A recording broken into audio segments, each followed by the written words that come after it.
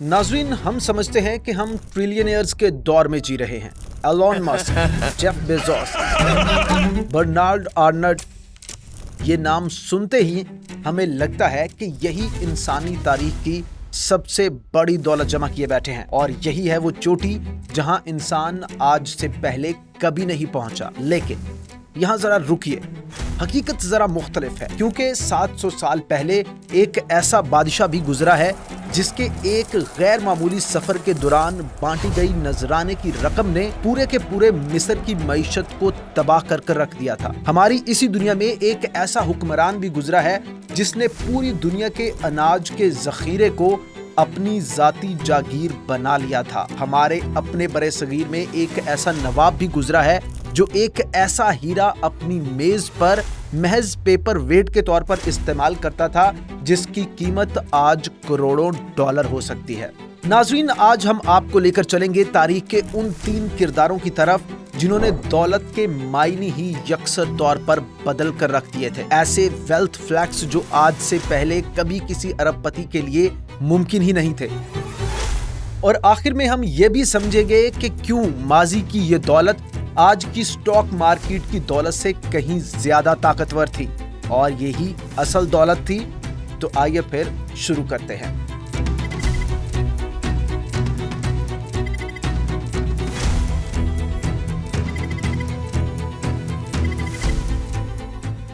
चौदहवीं सल्तनत, मगरबी अफ्रीका, माली सल्तनत। तो चलिए मिलते हैं सबसे पहले 14वीं सदी के माली सल्तनत के हुक्मरान मंसा मूसा से।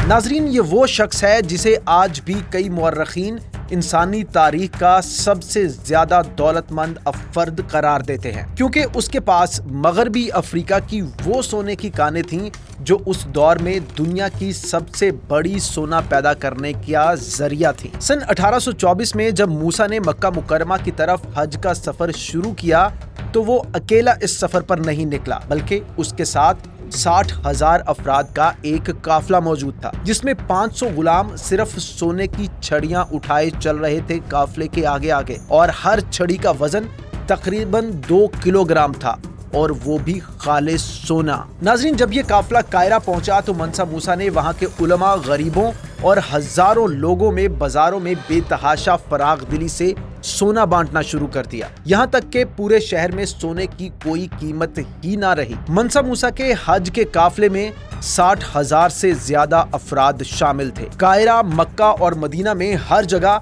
तकरीबन 20,000 औंस यानी 650 किलोग्राम सोना खैरात किया गया। सिर्फ कायरा में ही सोने की कदर तकरीबन 25% गिर गई और मिस्री मईशत को संभालने में मुअर्रिखीन के एक अंदाजे के मुताबिक तकरीबन 1 दहाई का अरसा लग गया। वापसी पर खुद मंसा मूसा के पास इतना सोना ना बचा कि वो अपने काफिले का खर्चा उठा सके और उसे कायरा के सराफों से सूद पर कर्ज उठाना पड़ा। नाजरीन, जरा तसव्वुर करें, एक अरबपति लंदन की सड़कों पर चहलकदमी करे और सिर्फ अपनी जेब से ही इतनी रकम बांट दे कि बरतानवी पाउंड की कीमत 10 साल के लिए बेवकूफ़त हो जाए। और यही वो फ्लैक्स है जिसका कोई जदीद ताजिर तसव्वुर भी नहीं कर सकता जो उस दौर में मंसा मूसा ने दिखाया। जब मूसा वापसी पर दोबारा कायरा से गुजरा तो उसे अंदाजा हुआ कि उसकी फराग दिली ने मिस्र की पूरी मईशत को कितना नुकसान पहुंचाया है। तो उसने सराफों से सूद पर वही सोना वापस खरीद लिया, और जब उसने वो कर्ज यकमुश्त वापस किया तो सोने की कीमत एक बार फिर गिर गई। एक इंसान ने महज अपने हज के सफर के दौरान एक बड़े आज़म की मईशत को तबाह किया, संभाला और एक मर्तबा फिर तबाह कर दिया। इतनी ज्यादा दौलत सिर्फ एक शख्स के पास। और हमारी इस कहानी का दूसरा किरदार आता है 31 कबल मसीह रोम और मिस्र के इलाके में। नाजरीन, जहां आज के अरबपति निजी जजीरे खरीदते हैं, वहीं रोम के पहले बादशाह ऑगस्टस सीजर ने पूरे का पूरा मुल्क मिस्र ही खरीद लिया था, और वो भी बतौर हुक्मरान नहीं बल्कि अपनी जाती जायदाद के तौर पर खरीदा था पूरा एक मुल्क। नाजरीन, मिस्र उस दौर की दुनिया का अनाज का गोदाम था। जो कोई मिस्र का मालिक होता वो दरअसल पूरे रोम की खुराक और बहेरा रोम के तिजारती रास्तों का मालिक होता था। नाजरीन, स्टैनफोर्ड यूनिवर्सिटी के मौर्रिख अयान सोस के तखमीने के मुताबिक ऑगस्टस की जाती दौलत आज के हिसाब से तकरीबन 4.6 ट्रिलियन डॉलर बनती है। उस दौर में रोम और मिस्र मिलकर आलमी माशी पैदावार के तकरीबन 25 से 30% के हिस्से के मालिक थे। ऑगस्टस के दौर में रोमी सल्तनत की माशी पैदावार का एक बड़ा हिस्सा बराह रास्त उसकी जाती मिल्कियत समझा जाता था। 4.6 ट्रिलियन डॉलर, ये इतनी रकम है कि इससे आज की एप्पल, माइक्रोसॉफ्ट, गूगल तीनों कंपनियां एक साथ खरीदी जा सकती हैं और फिर भी जेब में मजीद चंद सल्तनतें खरीदने की गुंजाइश बाकी बच जाएगी। और नाजरीन, यहाँ सबसे अहम बात यह है कि ऑगस्टस की दौलत किसी स्टॉक मार्केट के उतार चढ़ाव पर मुनहिसर नहीं थी। वो खुद हुकूमत था, वो खुद अनाज का सप्लायर था। उसकी दौलत कागज पर लिखे हुए हिंसे नहीं थी, बल्कि जमीन, अनाज और ताकत की वो हकीकत थी जो पूरी दुनिया को चलाती थी उस दौर में। और नाजरीन, हमारी इस कहानी का आखिरी किरदार कोई बहुत दूर का नहीं बल्कि हमारे अपने बरे सगीर का एक नवाब था, निजाम हैदराबाद, जो उस वक्त के सबसे कीमती हीरे को एक पेपर वेट के तौर पर इस्तेमाल करता था। ये शख्स हमें मिलता है 1940 की दिहाई रियासत हैदराबाद बरे सगीर में। मीर उस्मान अली खान हैदराबाद के आखिरी निजाम थे।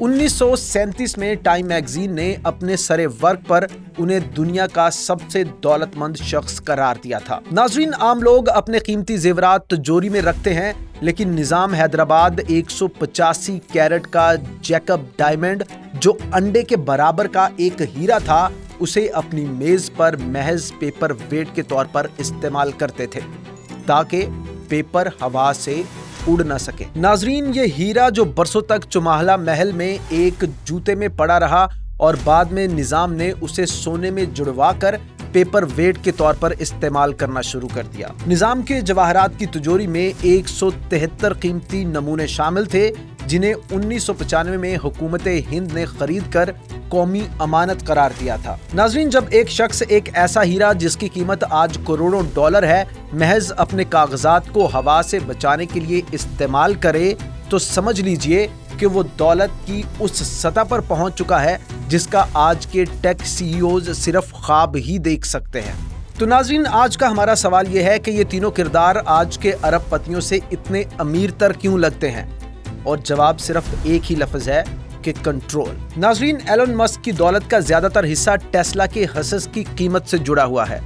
अगर टेस्ला मार्केट में एक दिन भी गिरावट आ जाए तो उनकी कागजी दौलत अरबों डॉलर कम हो सकती है। लेकिन मानसा मूसा खुद सोने की मार्केट थे, ऑगस्टस सीजर खुद रियासत थे, जबकि निजाम हैदराबाद खुद अपनी रियासत की मईशत का महवर थे। नाजरीन, यही वजह है कि आज भी जब मुअर्रिखीन इन किरदारों की दौलत का मवाजना जदीद दुनिया से करते हैं तो ये तीनों किरदार, एक अफ्रीकी बादशाह, एक रोमी शहनशाह और बरे सगीर का एक नवाब, ये तीनों दुनिया के किसी भी मौजूदा अरबपति को मात देते हुए नजर आते हैं। तो अब आप ही बताइए, असल ट्रिलियनर कौन था? वो बादशाह जिसने सोने की आलमी मार्केट को हिलाकर रख दिया, वो शहनशाह जिसने पूरा मिस्र ही जाती मिल्कियत बना लिया था, या फिर वो नवाब जिसके पेपर वेट की कीमत आज करोड़ों डॉलर है? और कमेंट्स में ये भी बताइएगा कि अगर ये तीनों आज की दुनिया में कारोबारी जंग लड़ें तो आपके ख्याल में इन तीनों में से कौन जीतेगा? और अगर आपको तारीख, ताकत और दौलत की ये कहानी पसंद आई है तो चैनल को सब्सक्राइब करें ताकि हम आपके लिए ऐसी ही मजीद कहानियां लेकर आते रहें। मैं हूं आकिब रमजान और आपसे मुलाकात होगी अगली वीडियो में। अल्लाह ने के बाद।